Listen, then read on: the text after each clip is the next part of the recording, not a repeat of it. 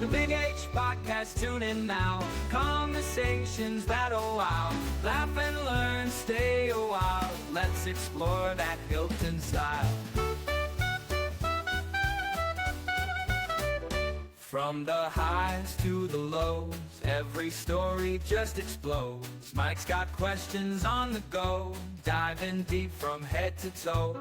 Every week the guests align, sharing moments so divine. Stay with us, the pace is fine.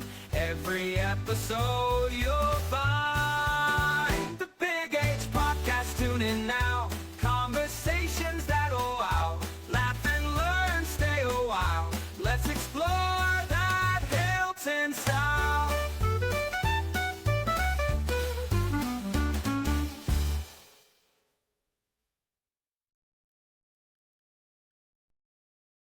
Tyler Diedrich, class of '08 from Hilton Central High School and St. Bonaventure.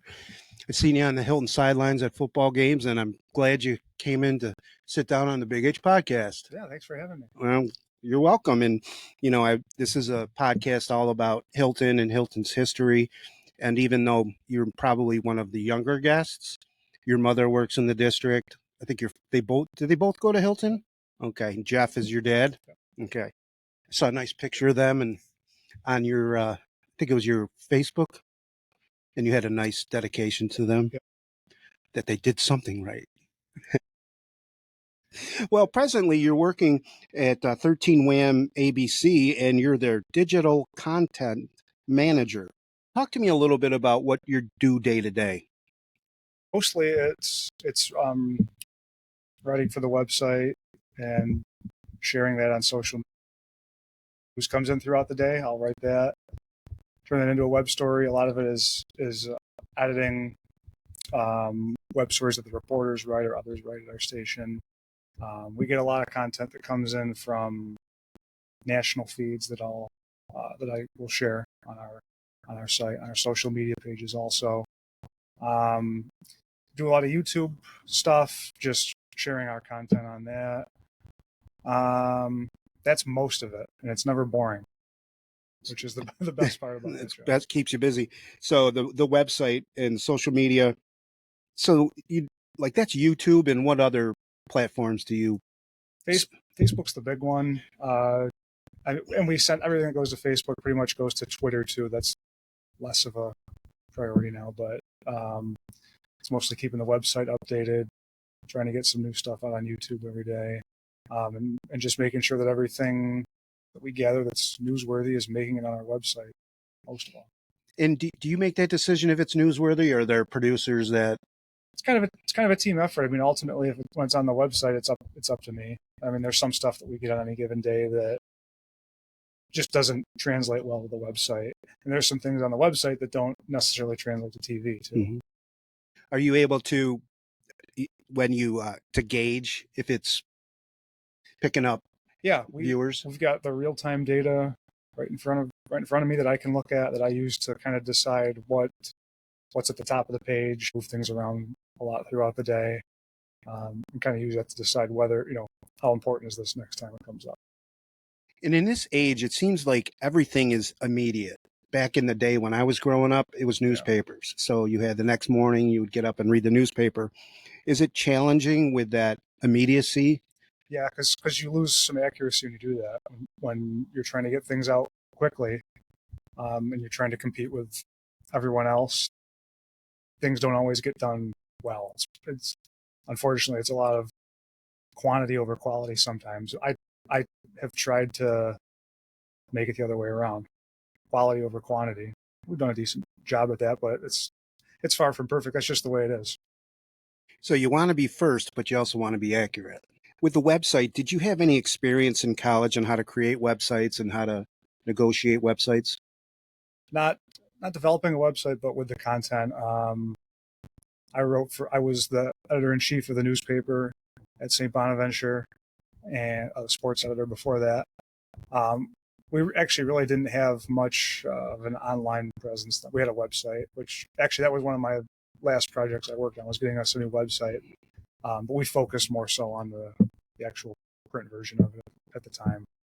So I had a little bit of experience with with that. Not a ton. And so, Bonaventure, what years did you attend there? 2008 to 2012. Okay. So you said that you were editor-in-chief, you were sports editor, and we also spoke off the podcast that you did some work for the men's and women's basketball team. Talk to me a little bit about that. Yeah, so we had a live TV truck at St. Bonaventure that we used to broadcast men's and women's basketball games. So I did a little bit of play-by-play for that, for both the teams, did a handful of games. Some other roles, producer, trying to remember what else. We also had a couple times, or several times, when one of the bigger networks was broadcasting the game, and they would hire some of us in to do some of the other jobs behind the scenes as kind of freelancers. Live stats, the timeout coordinator, the person who signals when we're back on air, things like that. Mm-hmm. A lot of odd jobs like that. So you said some bigger networks. Name some of those. At the time, it was like CBS Sports Network, or like some of the regional sports networks. Like when Dayton would come to Bonaventure, it would be like Fox Sports Ohio, Mm-hmm. something like that. Trying to remember if there were any others. I think Time Warner Cable Sports, it was called at the time, was doing some of them. It wasn't ESPN or CBS Network at the time. I think they do some more of the games now, actually. Okay. So when you were doing that, and you'd have those bigger networks, would you have to volunteer, or would they actually pay you guys? It was paid. It was a paid freelance gig. So that experience must have been also pretty good, and also putting some pocket change. Yeah, that was good. So you said you did some play-by-play for men's and women's, or just one sport? I wasn't the actual play-by-play announcer for the men. They had one guy who did it, but there were a few times he had to miss, so they called me to fill in for him a couple times, which was kind of an honor. And I did a handful of women's games also. That was all students. It was a rotation of students for the women's games. I mean, I don't think people out there that they like to listen and watch sporting events, tell me they don't understand the prep that goes in behind it. Yeah. You just don't walk into a game and start talking. Tell me a little bit about the prep for those games. What's nice about that is that the athletic department comes up with a nice big pamphlet of information that tells you everything. Every stat about everything. Doesn't mean everyone reads everything, and I was the editor of the newspaper at the time, so I knew a lot of the information to begin with. But there's a ton of information. I probably didn't prepare as well as I could have at the time, but I was just kind of calling the game. And fortunately, I had a great analyst with me who picked up a lot of the downtime when I didn't have anything to say. He was great. Now, was the analyst also a college student, or? He was a professor at the time. His name was John Watson. Unfortunately, he died not long after I graduated. He was a professor at Bonaventure, and he had played and coached in New Zealand, I believe. Okay. Overseas for some time, and he had played in college. And he was awesome. Like he could have been a network analyst. He liked that Bonaventure feel, though, right? Yeah. I would think that being an analyst coming from the player coaching helps a lot. Yes. Explain the X's and O's. That's not my specialty. I'm good at calling the action, but guys like him were good at breaking down what's going through the heads of these players and coaches at any given time, especially in basketball when there's those timeouts. There's not action for you to call. Mm-hmm. Let them take over. Oh, that's a good point. And basketball is one of those fast games too. Yeah. Things change by the second. Sure do. And he also said that you worked as a producer. Yeah, that was when I started at Channel 13. I was a producer for my first, 9.5 years until I came into this current role. Did a little producing at Bonaventure too on the basketball telecast. We had our broadcast, the head of the broadcast program. His name was Paul Wieland. He was a longtime public relations director for the Sabres. He was a director for college basketball telecasts that were broadcast regionally for a while. He had a lot of different roles. Brilliant guy, hilarious. He was the director for the broadcast, so I mostly just followed what he was telling us to do. But he was great. Forgive me, I've heard that name. What's he doing now, or did he move on after that to do other roles? That was his last job before retirement. He died a few years ago, but he's probably best known for his time with the Sabres, and he was known for his April Fool's Day pranks that he pulled every single year. Can you give me one? Yes. Among others, I don't know where, there's so many. There was one year that the best one is when it was in the NHL draft one year. He was in the war room, whatever it was called, with the general manager of the Sabres. It was the later rounds of the draft. It was dragging on. They're drafting guys who probably aren't going to make an impact anyway. They came up with this scheme where they would say that they were announcing the first Japanese player to be drafted in NHL history. They gave him a fake name. He used the name of some kind of Japanese, I don't know, deli, whatever it was that was in the Buffalo area. He gave him the name. He named him Taro Sugimoto. Sugimoto was the name of the place. Taro was the Japanese word for saber. It would roughly translate as that. And it went through the NHL. It was in the official NHL records that they drafted this Japanese player who didn't actually exist.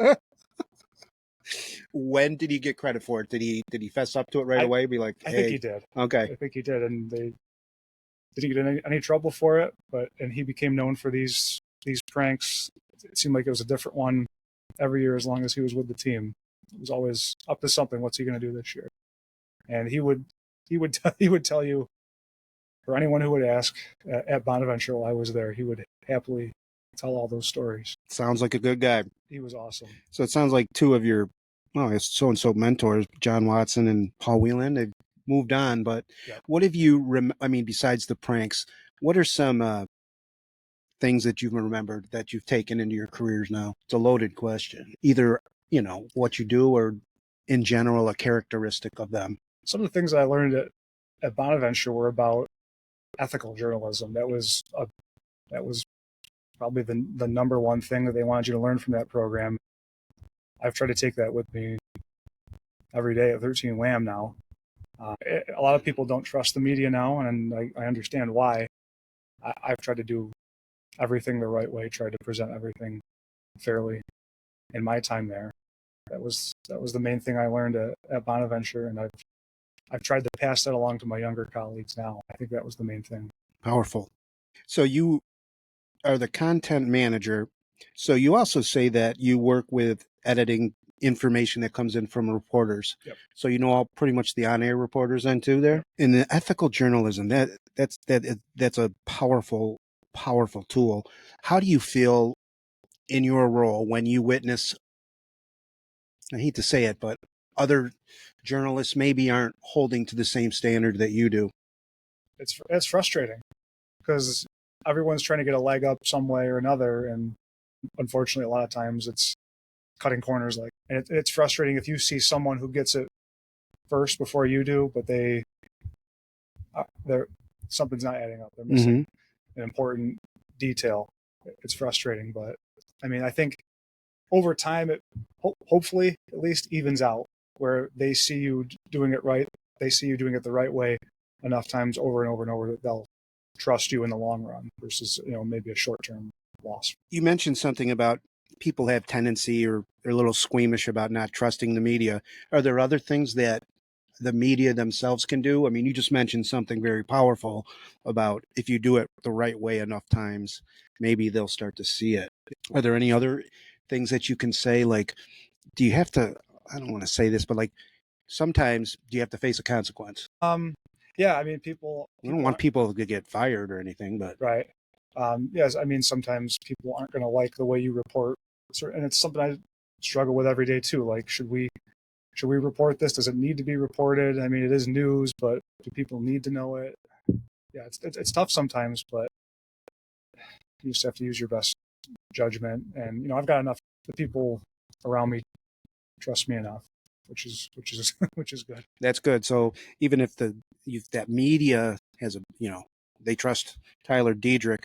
President Barack Obama, he used to say, if it bleeds, it leads. Yeah. And fortunately, it's probably true. It is, because sometimes you watch maybe the local newscast, and unfortunately, you're catching some of those accidents and stuff like that. Yeah, try my best to make it so that it's not just a crime blotter on the front of our page. That is what people click on, though, more often than not. How do you, I don't know, there's so much social media between Facebook and X.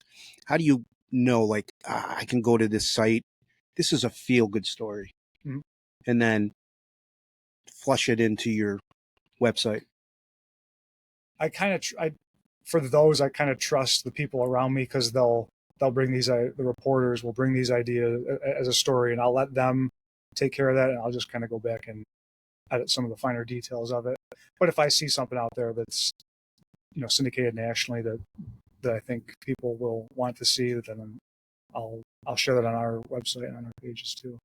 Yeah, because a lot of local news, you see, this, you get the weather, sports, and then it's always nice to end that with a feel-good story. Every night, Don Alhart ended the 6:00 broadcast with the bright spot. It's a great way to end the newscast every night. I think a lot of people look forward to that. Now, you were talking about doing editing for the website, and is that, like, when you say editing, the text, or is it also video? Yeah, I mean copy editing mostly. I do a little bit of video editing, very basically, if I'm making a video for YouTube. It needs a little bit of work. But yeah, when I say editing, it's proofreading. Other people might think of it that way. Right. Yeah. Do you do much revision then, or do you just pretty much check the commas and the periods? Yeah. I fully rewrite something sometimes if I think it doesn't, because the way you write for TV is different than the way you write for the air. So I kind of translate it sometimes from TV to. When you were at Bonaventure, did you take certain courses for television writing versus text writing for let's say a newspaper or something like that? Some of the first few classes that they have you do in that program is writing and editing. So you learn how to do it that way first, how to just basic news writing for print. I guess that's the basis of everything. When you get older, you take the broadcasting classes. They teach you how to tailor that writing for TV. And did you have an easy transition with that, or was it difficult for you? Yeah, it was pretty natural to me. I think TV writing is easier because I tended to be very descriptive in writing for print, and then in TV you can be a little plainer, a little simpler. So it was actually easier.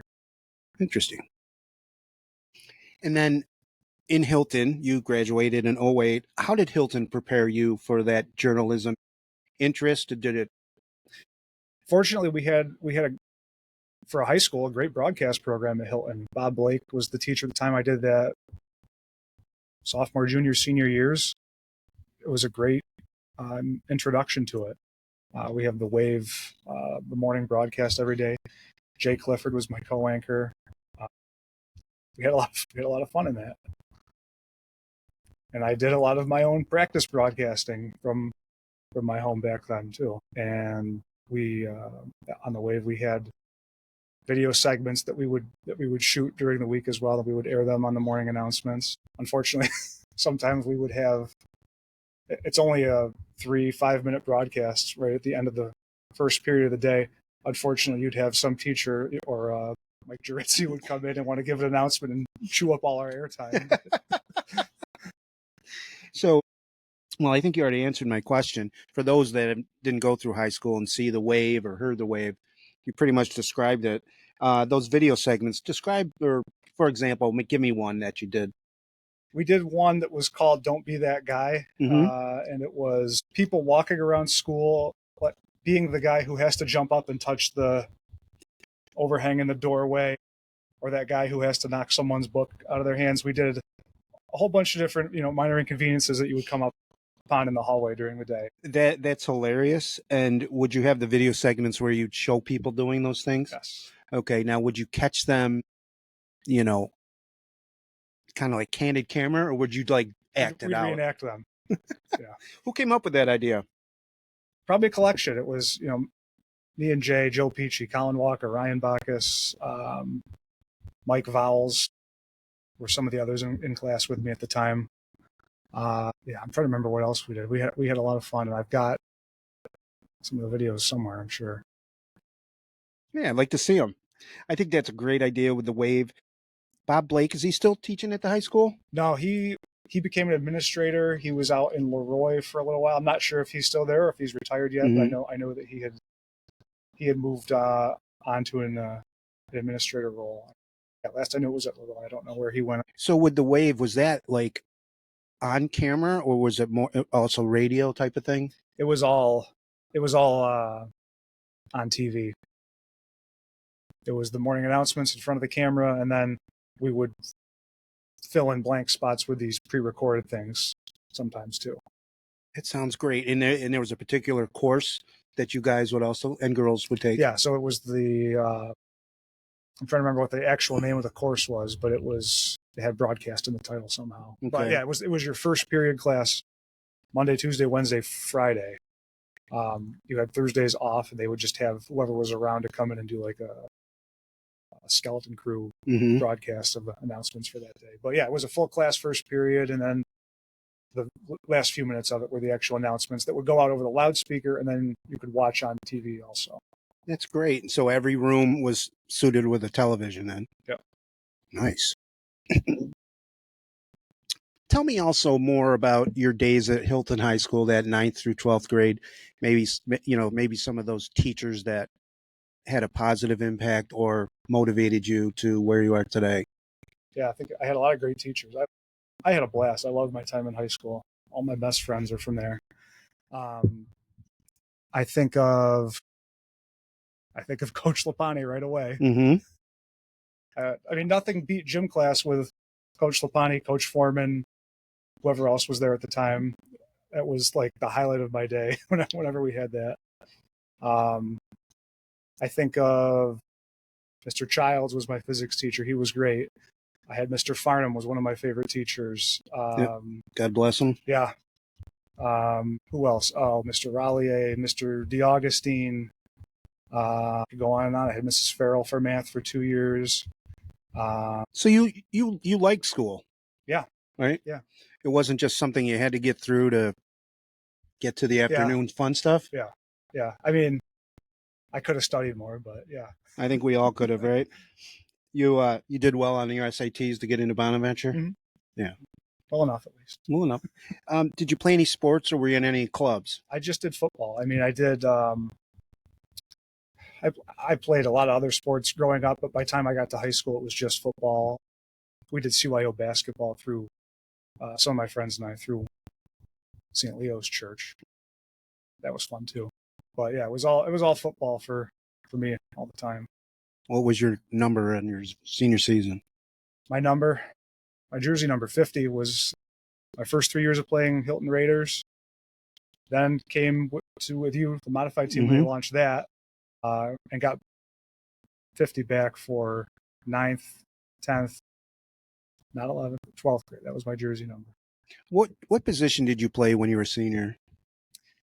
Were you a lineman or? Yes. Yeah.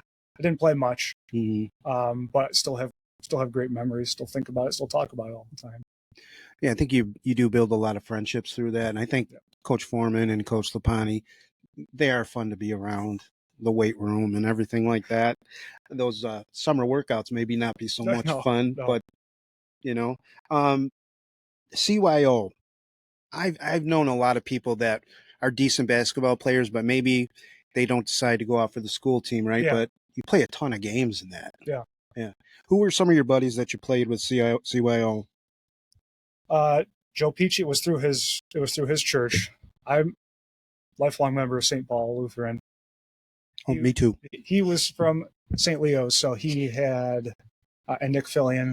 We had Ryan Bacchus, Jay Clifford, Greg Earnhardt, Colin Walker, Jeff Stanton, Mike Crumlish, Corey Herman, Evan Bean, Joe Crumlish. Those were the main guys on our team. And then the year before that, we brought in some ringers. We had Alex Coffey and Matt Davis. Ryan Combs was a member of the church. That was a fun time. Less involved in school basketball. A lot of fun with Joe's dad, Big Scott, coaching us. That was a lot of fun. Do you stay in touch with any of those guys you mentioned? Yes. all the main guys. I know Andy Fowler talked about it when he was on with you, Team Stealth.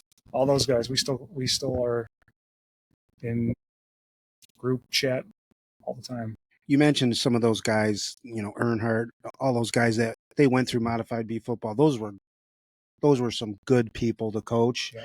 Our teams were just huge, and it was kind of hard to get people in and out. Yeah. But the Crumlish and all the people, Peachy and everyone you mentioned, they were just good people to start a program with, and a lot of you guys went all the way up to varsity. Yep.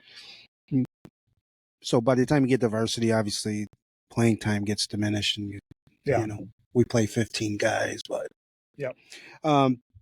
Also, I remember, and I listened to your show a lot, almost every week, the 259 show. Talk to us a little bit about that's creation and what that show was all about.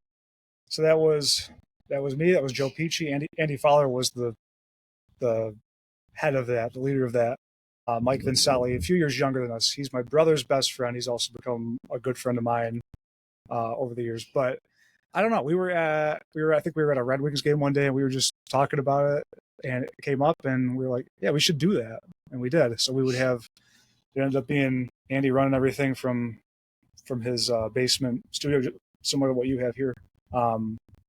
Mike and I would join, and then Joe lives in New York City, so he would phone in every time we did that, or maybe sometimes not. We'd bring in someone to fill in for him sometimes too, and we would just talk about whatever we want. I mean, we had some recurring segments, but it was mostly just us rambling on for a while. Mostly me rambling on for a while. No, but it was that that was pre ESPN. What's that show that's always on with Michael Wilbon and all those? But we were just pre-podcasting where you just get on and talk for 3 hours. Yeah, it was just friends having a conversation. Right, and to me, I that stuff appeals to me. You can just go around the house, put some headphones on. I remember you would talk about NFL, and you'd balance who's here. Talk to me about whose invention was what you guys would talk about food a lot. Yeah. And I remember one show, and I don't know if it was Andy or not, but you were talking about Chick-fil-A and how you enjoyed the service there. Yeah. And how they had the greatest ice. Were one of you more responsible for that topic of the food? That was kind of I had a long running list of places we need to talk about. We all kind of decided on it, but Andy and I, before that, when we were in college, actually had a food blog for a little while, and I think that kind of carried over to the podcast. Mm-hmm. Now, Tyler, I remember coaching you, and I always thought you were kind of quiet and reserved, but now I'm starting to hear more that there's a lot more in that head. It just sometimes didn't come out of your mouth, but you had it. And that's a compliment, by the way. Let's go back to your mom and dad, Jeff and Lori, and then tell me a little bit about your siblings, or actually first tell me about your mom and dad and what they do for a living. My dad's retired now. He worked at Kodak for 41 years. Mm-hmm. He just retired a couple of years ago. Started when he was 19. Works in the school district, central offices. She's in the Office of Instruction right now. Before that, she was the secretary to the athletic director.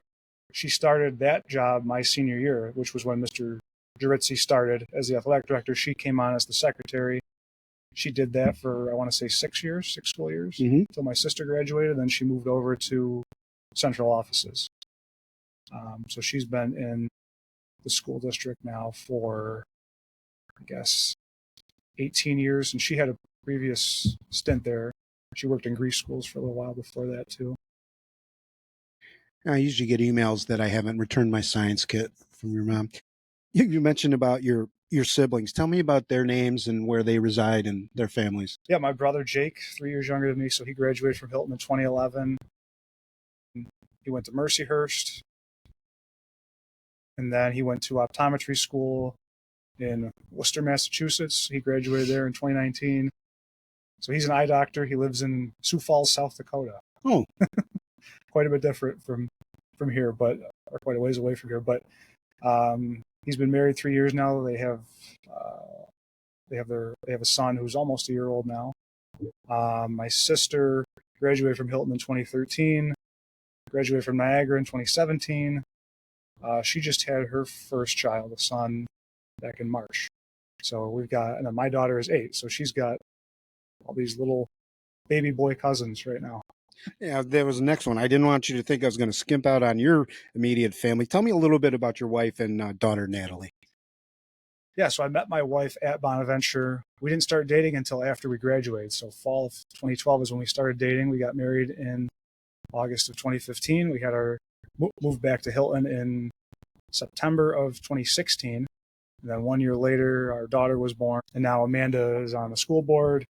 I'm coaching Natalie in soccer.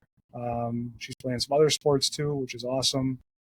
And what's your wife do for a living? she's a technical writer. Technical writer. So the journalism gene is just... Yes. Yeah. So she was in the same program as me at Bonaventure. She did a little bit of journalism after graduating, did some PR, and then got into technical writing. So she works for a company that's, I want to say, is based in Utah. She works remotely with people from all over the country, all over the world, actually. I guess the best way I could describe that is writing for things that you would see in a manual, directions for anything. So. Mm-hmm. How did you met at Bonaventure, then how was that first date? How did that come about? It was at the Apple Fest. We just did our last podcast on the Apple Fest. Tell me a little bit about that. Did you meet at the apple pie booth or where? No, she came to my house first. Okay. My parents' house. So yeah, come to the Apple Fest. You can stop over to our house first, and then we can drive over from there. Okay. And we met some friends there too, so it wasn't anything. It wasn't too awkward or anything. Mm-hmm. Bought her some apple crisp. She liked it, and I said, "Hey, maybe we can go somewhere else sometime." Sure. And then it led into a relationship, a marriage, and now you got a child. And then she just recently got elected to the school board. Yep, just back in May. And did she always want to get on a village leadership type of thing? No, I don't think so. But she had some people approach her and say, "I think you would be a good candidate for this." Mm-hmm. And she said, and she was looking for some way to get involved in the community. And she's like, "I think this is the way I can best do that." So, well, good for you, and good for her, and good for you, because you've been involved in the community your whole life. Mm-hmm. And you said that you're coaching your daughter in soccer. Yes, Hilton Heat. We're U9 now. Just completed our first season. We were undefeated in the regular season, and I had a blast. It's some of the most fun I've ever had doing anything. And she's 7? She's 8. She's turned 8. Just turned 8. And you do live in the village as well, right? Okay. Well, good. I wish you many more years in that as well. And I wish your wife good luck on the school board. We need good school board members, being a teacher myself.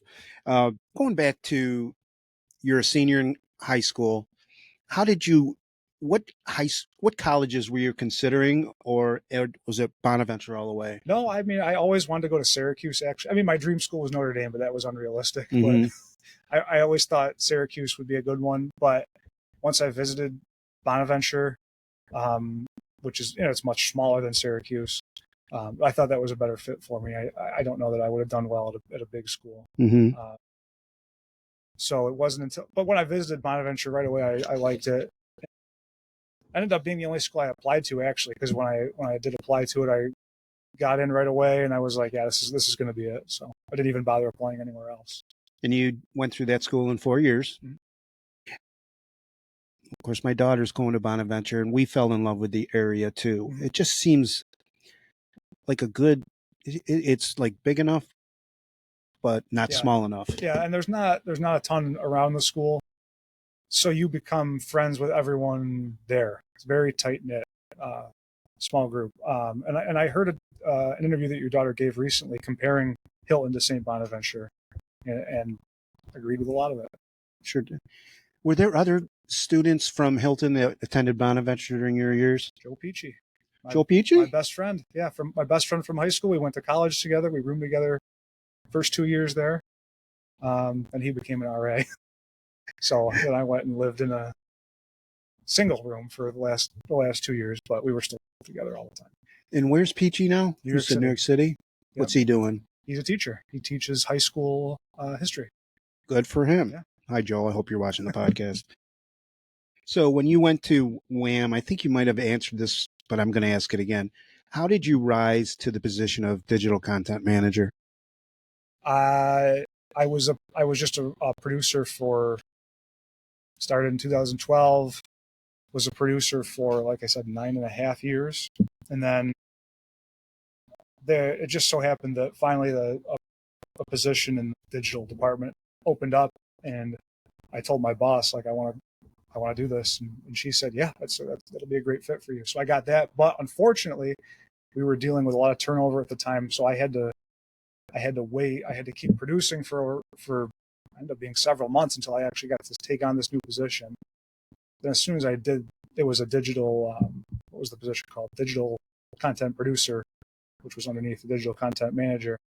And then the manager left shortly after I started. And then I kind of just assumed the role. And then they said, and then eventually they gave me the permanent position. So this was about 3 years ago now. A lot of early mornings, though, led up to that, and overnights, some weekends for when I first started for a little while too. Now my schedule's great though. Got a good schedule for Yes. for family time, coaching soccer time. Yeah, fortunately this position has some flexibility that I can do all that. Talk to me about the platforms and what are the more popular ones these days? TikTok, Instagram are probably the two amongst younger people, even though I'm not very savvy with those. But we are working to improve our presence with that. I mean, the TV audience that we focus on mostly is older. So we focus on our TV product, and then I would say probably our website, and then it's probably our social media.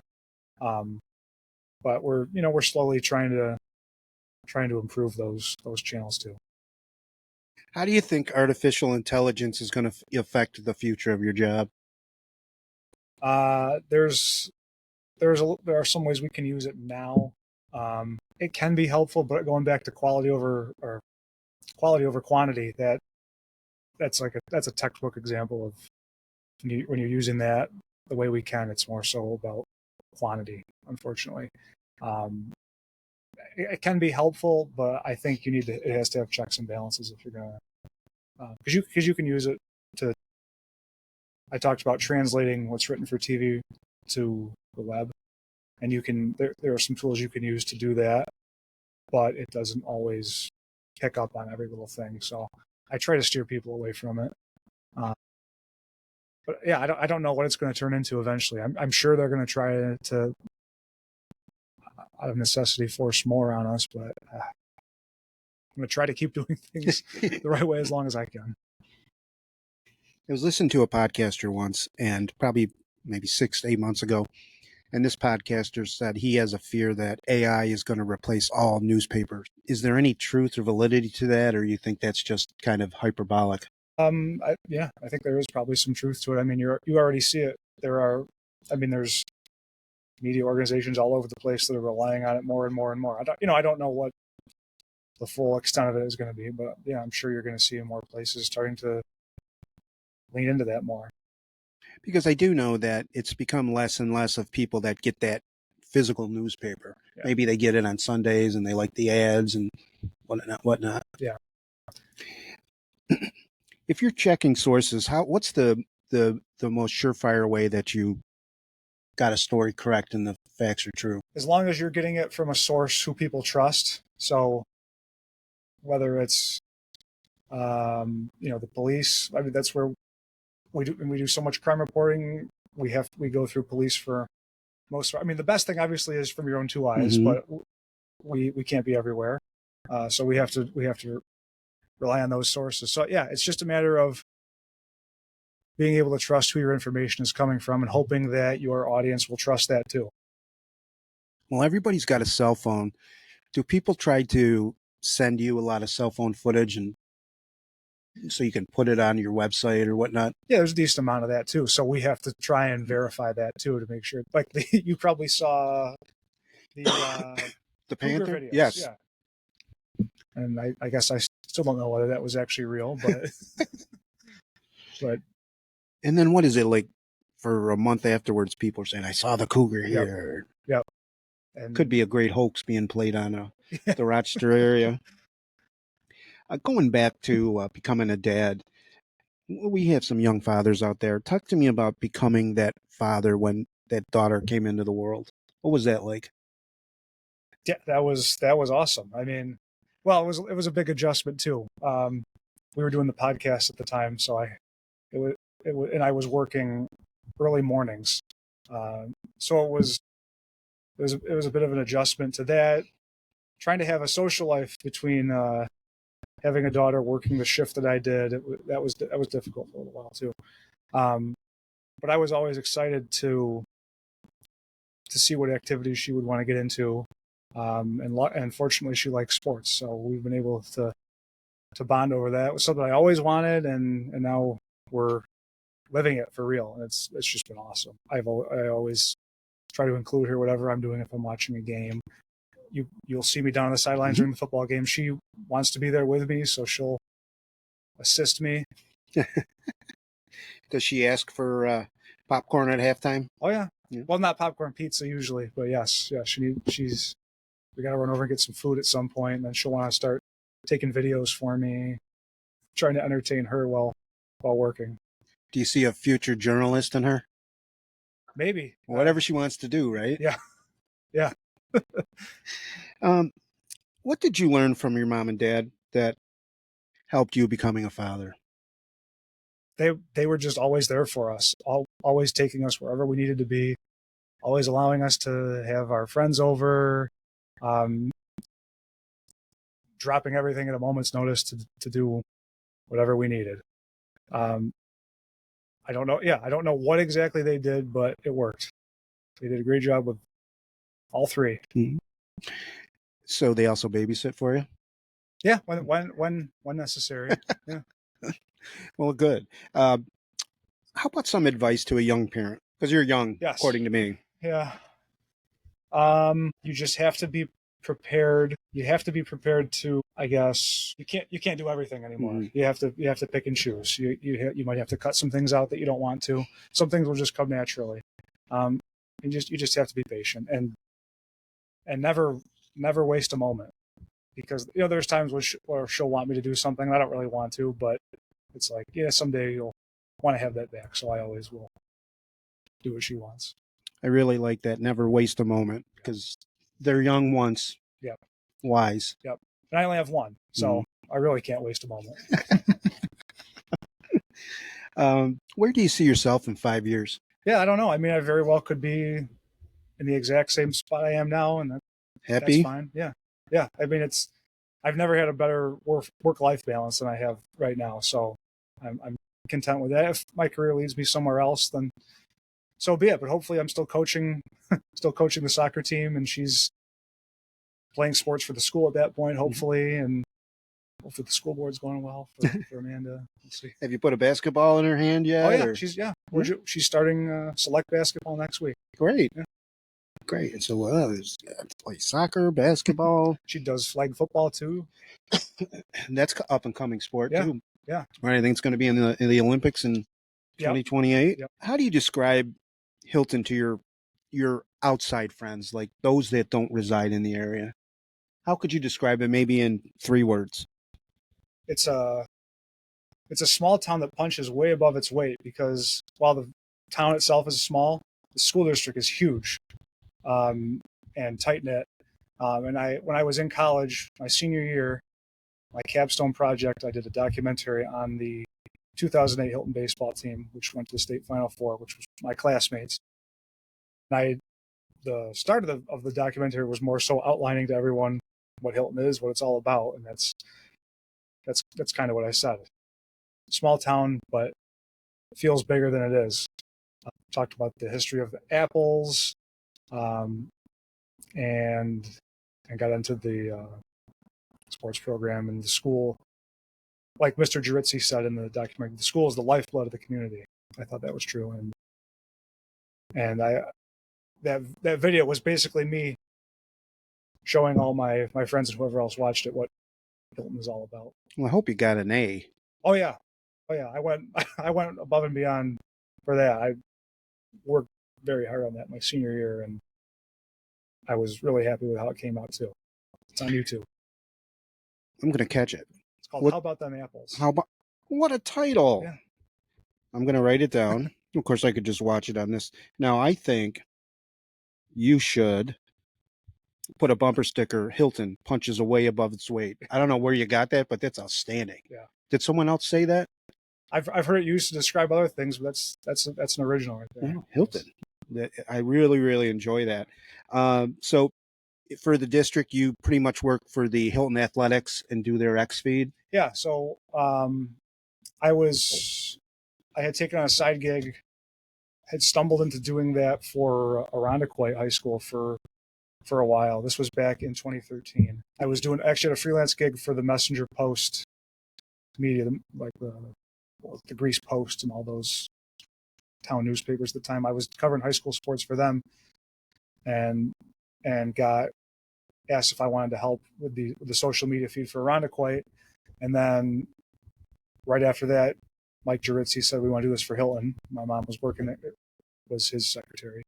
So he's like, I want you to do this for Hilton too. So I was actually doing both of those for a while. So it was the winter, late 2013 is when we started doing it for Hilton. So then my first football season was 2014. I would cover all the high school football games, did a handful for the other sports throughout the year as well. As the years have gone on, it's all football. And I'll pitch in on some other sports, if there's a sectional run or something going on at the time. I'm still doing that now. I'm going to throw this out, but I don't know the answer. Have you received any awards for your journalism work? No, not in college. Yet.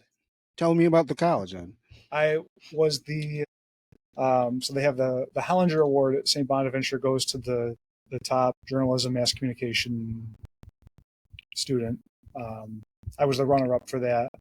I won the award for the top print journalist, and I was the runner-up for the top broadcast journalist at the time. And I also won the Murray Scholarship, which is named after Jim Murray, legendary LA Times sports writer.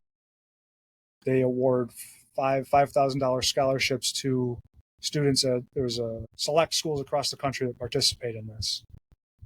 St. Bonaventure is one of them. There was an essay contest probably the end of my junior year. Anyone who was interested had to submit one. I won for Bonaventure, and it got submitted to the national organization and got chosen as one of 5 winners. So that was pretty cool. Did you have to submit an essay or? Yeah, and I wrote it about Paul Whelan, who I mentioned earlier, about his April Fool's Day pranks. That was the focus of my story for that. You probably know. Is there any way that we could get that and put it in a link on my YouTube channel? And give you credit, of course. Yeah, I'd have to look. I think it still exists on the internet somewhere. But I mean, we're going to be in touch after this podcast because you've just given so many good things about Hilton and in your journalism attributes.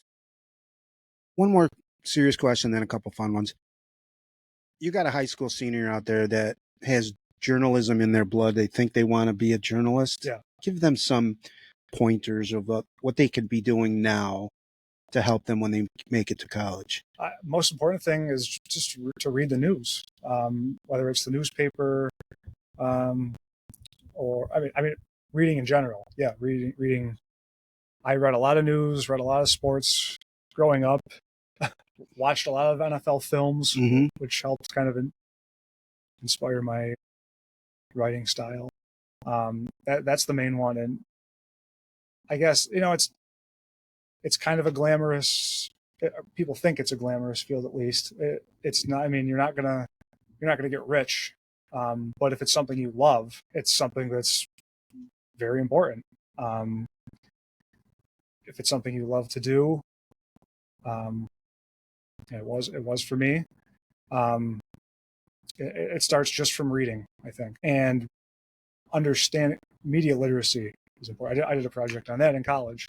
I think that's something that should be taught in high school, actually, because as the years have gone on, it's got even worse. Not necessarily our fault, but the people who run the media, just the way it's evolved over the years. I think, like I said earlier, people can't necessarily trust it like they could. But yeah, to anyone who wants to go into journalism, I'd say have a thick skin.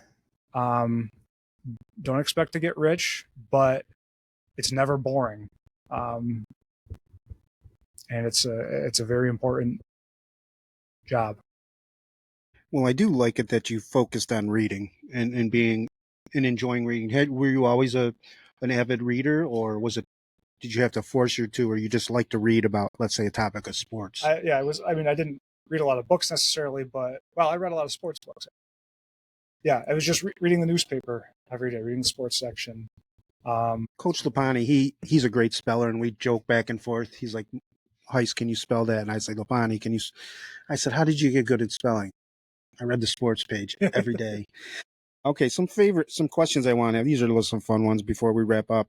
Do you have a favorite food? I have a lot of favorite foods. Yeah. Love barbecue. Mm-hmm. You can't go wrong with pizza. I guess those are probably my two. Chicken. Do you do the barbecuing at your house? No, I don't. We don't do much grilling actually. But, really? Love to eat.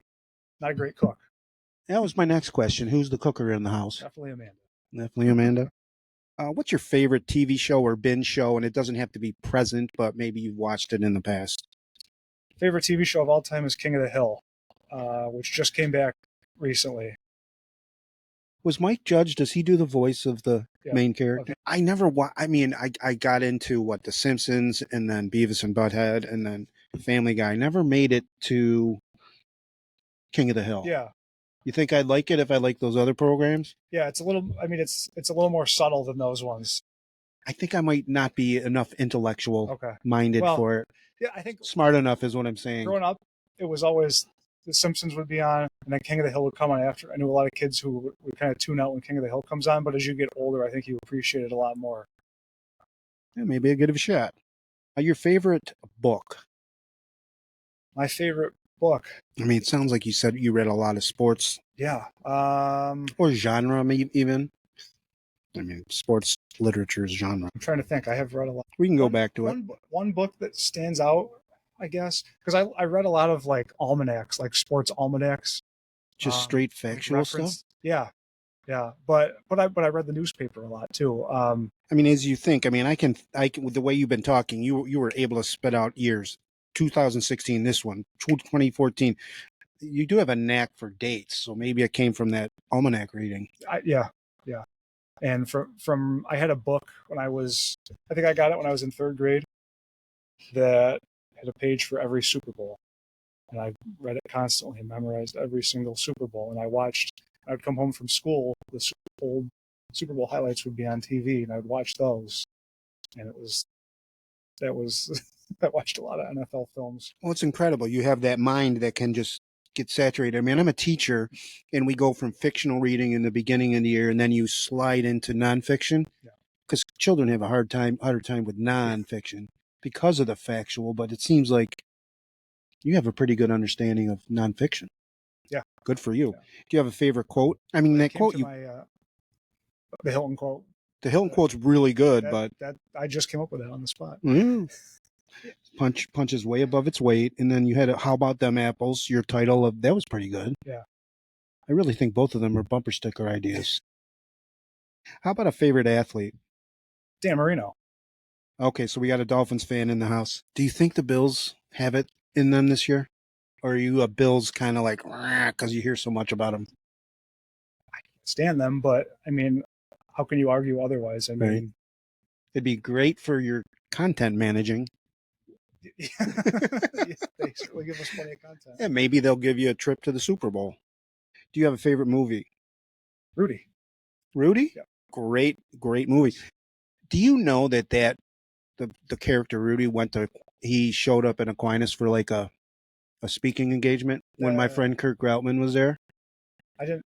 No, but that doesn't surprise me. Now, I'm not saying he went to Aquinas, and my friend Kurt, he said that when he did his speaking engagement, he ended with Rudy, the character, said, "I've always wanted to say this, no school tomorrow," because they were expecting a big snow day. My last question, and then we'll wrap it up. Anybody from history you'd like to have dinner with, either in familial relation or historical people? They could be alive or dead, really. Yeah. Trying to think, because we did a top 5 of this on the 259 show. 259 show. 5 people you'd invite to dinner. I can't remember, but Maybe I stole your idea. I did. So you can't think of just one? I mean, if you're Dan Marino's your buddy, but I think of my sports heroes. I got to meet Rusty Wallace from working at Channel 13. What are some other guys you met on your or women that are famous? So I think so Rusty Wallace is probably the top one who people would recognize. I met Tim Meadows from SNL. Was in studio one day. The Sklar brothers, who probably not as many people would know, but might recognize the faces. But they hosted a show on ESPN Classic called Cheap Seats. When I was in high school, it was a show where they would watch old sporting events and kind of comment on them as they went along. It was a comedy show, and I got to meet them at work one day. That was cool. I'm trying to think if there was anyone else.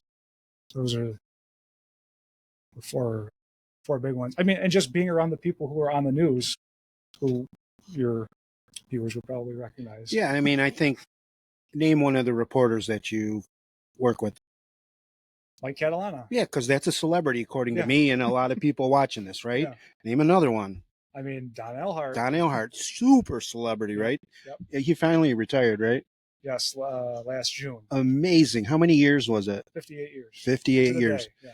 All right, so I've given you the delay process. Now you got to tell me, who from history would you like to have dinner with? And they have to pay. They have to. If you're really drawing a blank, I'll let it slide. Yeah, I don't know. No? All right. No particular event. I mean, your friend Joe Peachy would be ticked off being a history teacher that you can't think of somebody. Joe Rogan? I'm trying to think back to who I said on that list at the time. Oh, you're going back to the 259 program? Yeah. I mean, I was told when you're watching a podcast that as much as you think the silence is long, it's really not when you watch the podcast. Yeah. So if you keep thinking, it's fine. I mean, as you're thinking, I think of some famous sportscasters who I would think of some of my favorites. Dick Enberg, he was a Buffalo native. I had a guy on the podcast that said he wanted to meet Al Michaels, and that Al Michaels ate steak for dinner all the time. That sounds right. You know that? Okay. Did I give you enough time to think of one more person, one more broadcaster? One more broadcaster? Could doesn't have to be a broadcaster, but it could be a sports guy or woman or a news anchor. Greg Gumbel is one of my favorites. You can't get enough of him on NCAA basketball, right? No. And his calling football was just so effortless. And he had a great voice. Those are a few that stick out to me. Well, I think I'll let you off the hook and end it with Greg Gumbel. But Tyler, thank you very much for joining me on the Big H podcast. I call this one Talking with Tyler. I wish you the best of luck in your career and with your new family and your wife who's now on the school board and whatnot. I'll see you on the sidelines this Friday when the cadets play at Aquinas, big game. If you like what you saw, subscribe to this channel and turn on your notifications so that you don't miss an episode. You can catch me on Spotify, Apple Podcast, or on X at Michael Heise, all caps, on the Big H podcast. Thank you for joining us. And Tyler, thank you for joining me.